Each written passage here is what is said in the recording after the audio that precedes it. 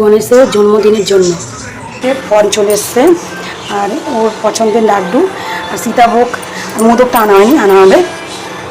আর এই ফলটা কি তোমরা যদি তোমরা যদি জানো তাহলে কমেন্ট বক্সে জানিও।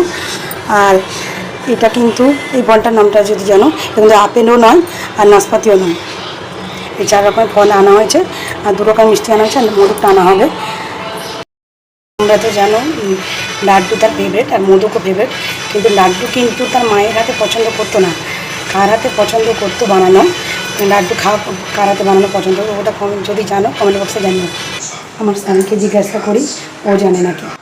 ঠিক আছে, একটা তোমার প্রশ্ন জিজ্ঞাসা করবো। আজকে তো গণেশের জন্মদিন, ফোনটা অফ করো। আজকে গণেশের জন্মদিন। গণেশ তো সবাই জানে যে গণেশ মোদক আর লাড্ডু খেতে ভালোবাসে, সবাই জানে।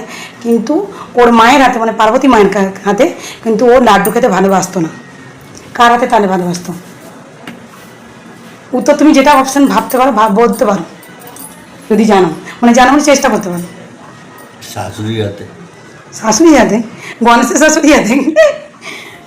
না, ওরা আবার চেষ্টা করো। জানো না? পারলো না।